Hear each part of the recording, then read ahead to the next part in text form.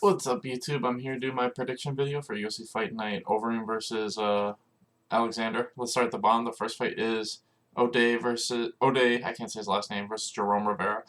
To me, both these guys are kind of striker jiu-jitsu dudes. They both really like to grapple. I don't really know who has an advantage in the striking. I definitely think O'Day is the more athletic guy. I think he's more light on his feet. Overall striking, though, I don't think there's a huge advantage either way. It's maybe slightly towards O'Day, just because, like I said, the speed and athleticism. On the ground, I do slightly favor Jerome, though I think his overall technique on the ground is a little bit better. And this is the thing, I do think the fight's going to hit the ground eventually, and I think that when it does, I think Jerome's just going to take over a little bit, and because of that, I'm slightly leaning towards him. If O'Day can keep this on the feet, I think he might be able to just outpoint him for 3 rounds, but I just don't see it happening. I think that neither of these guys is, like, amazing wrestlers, and because of that, I think when one of them eventually gets to the ground, it's going to be grappling for the most part. And so because of that, I'm going to lean towards Rivera to win by submission eventually. Next is Sang Woo Choi versus Yusa Zalal, and this is basically two decent strikers going at it, but I think Zalal's got a big advantage on the ground. I think that that's what's going to be the biggest factor is the striking is going to be pretty even back and forth, but Zalal just hit takedowns whenever he needs to. I think Cho is decent at getting up, but he's not great at getting away. And I think as long as Zalal is just patient and consistent, he should be able to continuously get this fight to the ground pretty much whenever he wants and just edge out all 3 rounds and win by decision. Next is Molly McCann versus I can't say her last name. To me, this is basically just 2 good strikers. I just think, one good striker going up against 1 decent striker. And I just think Molly McCann's the better striker. I don't think there's too much to say about this fight other than I think Molly's going to win all 3 rounds and maybe even get a TKO. Next is Carol Rosa versus Jocelyn Edwards. And this is kind of the same thing. I think it's, a pretty good striker going up against a better striker. And I also think Carol Rosa has a better overall ground game. So I think if Carol Rosa wants to, if she gets this to the ground, she's going to be able to kind of, edge it out there. She might even get a finish, but either way, I just see Carol Rosa kind of edging out all 3 rounds at least. Next is Devontae Smith versus Justin James, and to me, this is 2 really good strikers going at it. I just think the biggest thing is Devontae's got much better cardio. I think that, both guys are good strikers and both guys could catch each other. They both have good speed, they both have good power. Like I said, my biggest thing is that Justin James has faded pretty hard in almost every single fight. It's like, if he can't get that early finish, he tends to gas pretty hard. He's really just like a first-round fighter. And I mean, like I said, in terms of their striking and their technique, it's about even speed and power. I just think Devontae Smith carries that speed and power for a lot longer. And because of that, I'm leaning towards Devontae Smith to, as long as they don't get into some weird, insane exchange in the first round where either guy could go down, which is probably what's going to happen, which is why I think this is the worst fight to pick. I do think that Devontae Smith is just smart and uses technique. He can just take this into the later rounds and he'll get a knockout in the second and third. And I'm hoping that's what he does, and I think that's what he'll do. Next is Timur Valiev versus Martin Day, and I want Martin Day to win really bad, but realistically he's not. I just feel like these guys have almost the exact same style, but Timur is just way better. I also think Timur has a huge advantage in grappling. I think he can probably hit takedowns whenever he wants. I really hope Martin Day wins, but I just realistically don't see it happening. I think Timur just outpoints him and either gets a finish with a submission or wins a dominant decision. Next is Mike Rodriguez versus Danilo Marquez, and to me, I think this fight could go either way. I think Rodriguez has a big problem of fading the longer the fight goes. I think he's a great striker, and the earlier the fight is, the more likely he's going to knock people out, but I think Danilo is good enough to where he's not going to get caught by those early shots. And I think as long as he kind of continues to pressure Mike against the fence and just go for takedowns, I think as long as he doesn't get caught with a big shot, I think Danilo eventually gets to the ground and wins by sub. Because to me, the only way Mike wins this is if he knocks him out. And I think Danilo is good enough to avoid the big strikes. As long as he can avoid getting knocked out, I think Danilo, like I said, eventually drives us to the ground once Mike starts to get tired and wins by sub. On the main card, the first fight is Carlos Diego Ferreira versus Beneil Dariush. And this is a rematch. They fought a long time ago, like both in the very beginning of their careers. To me, they've both gotten a lot better, but the biggest thing to me is I think Beneil's still the better overall striker, and to me, the way Carlos has been winning a lot of fights recently is a lot of forward pressure, a lot of takedowns, and a lot of good grappling. The thing with Beneil is most guys don't really try to take him down because his jiu-jitsu's so good. I mean, in this fight, it's hard to tell who's got the better jiu-jitsu. Probably Ferreira by a little bit. But I think Beneil probably has the better overall takedown defense. And like I said, I think on the feet he's still the better boxer. And I think the biggest thing is conditioning. I definitely think Ferreira has shown that his conditioning's gotten a lot better. And his style is more of like a condition-heavy forward attack. As where Beneil, it's not that he has bad conditioning, it's just he tends to kind of blow himself out going into these like big brawls or scrambles, and then he tends to, I think he just gets into these wild exchanges and uses a lot of energy, and that's why he tends to look like he gasses, even though I don't think he has bad cardio. And like I said, as long as he doesn't do that, I think he's still the technically better fighter. I think other than pure jiu-jitsu, he's got the better overall wrestling, the better overall striking. And I think as long as he can kind of maintain his pace, I think Beneil at least wins 2 of the 3 rounds and, makes it 2-0 against Ferreira. Next is Cody Stamann versus Askar.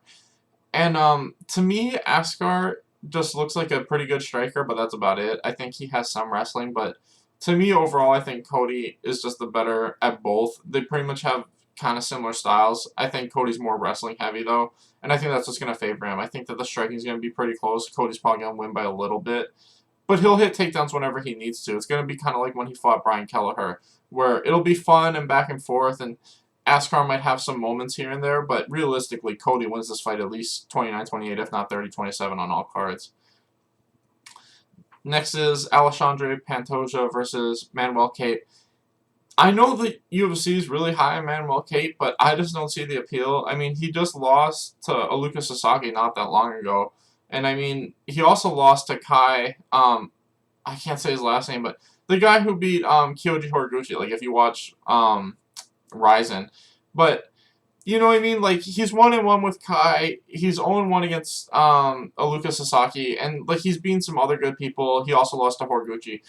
To me, it's like, yeah, he's good. You could argue that he could probably be in the top 10 at flyweight right now in the world, regardless of whether it's UFC or outside the UFC. But to me, I just think Pantoja has a huge advantage on the ground. Cape's been submitted a few times by really good grapplers, and I think Pantoja's just as good, if not better, than a lot of the grapplers he's fought. Like I said, Aluka Sasaki got submitted by Pantoja. And, you know what I mean? I know that Horiguchi's probably a better wrestler than Pantoja is, but Pantoja's a way better submission artist than Kyoji Horiguchi is.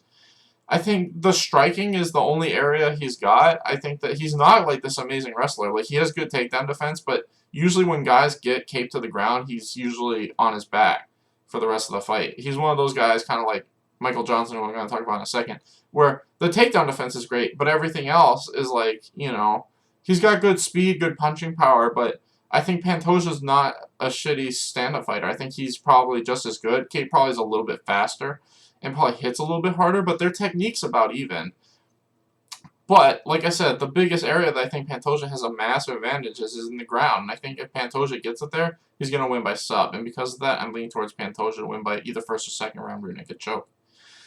Next is Michael Johnson versus Clay Guida. And to me, Michael Johnson has shown a huge inability to get off of his back and defend submissions off his back. And even though his takedown defense is great, it just feels like if Clay Guida eventually gets this to the ground, he's going to win by sub. And I think this is going to be a lot like the Darren Elkins fight, where the striking is going to be largely in Johnson's favor. But I think as soon as he starts to slow down, which he pretty much always does, by the third round he tends to look really tired. I think that, Clay Guida just has to keep the pace up. As long as Clay Guida keeps the pace up and eventually gets this to the ground, I think he can win by rear naked choke. I think that, like I said, this is pure striker versus grappler. But the biggest difference is I think Clay Guida can stay alive on the feet with him and kind of strike with him a little bit, enough to get it to the grappling. As soon as Clay gets this to the ground, I think he can win by sub. And because of that, I know it's going to be hard, and Michael Johnson will probably be able to stuff a lot of takedowns, but I'm just leaning towards Clay. I think that this will be like the Darren Elkins fight, where eventually Clay drives us to the ground and wins by rear naked choke. Next is Corey Sandhagen versus Frankie Edgar, and to me, I'm not as high on Corey Sandhagen as a lot of other people are. I do think he's good, but I just want to see him beat someone super real, and I think Frankie Edgar is that guy. If he can beat Frankie Edgar, I'll be way more high on Corey Sandhagen. But until he does, I'm not there yet. I think that in terms of speed and overall grappling, Frank Yeager has the advantage in both. I definitely think Corey hits harder, but I think, especially in a 3-round fight, I think Frankie can kind of just use his wrestling to edge out rounds. And I think that, like I said, his overall foot movement, I think, is a bit better than Corey's. I think Corey, definitely hits harder, but Frankie, like I said, I think has the speed and wrestling advantage. And I think this will be a close fight. I think it could even be a split decision. It probably is going to be fight of the night, but I'm leaning towards Frankie to win at least 2 of the 3 rounds and win a 29-28 decision.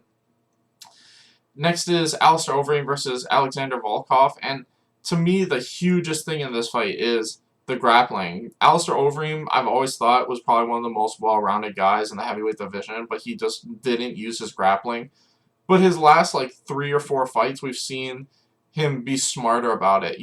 He's still primarily a striker, and that's what he primarily does, but he's not as stupid as before, where as soon as he sees opportunities to take it to the ground, he takes it there.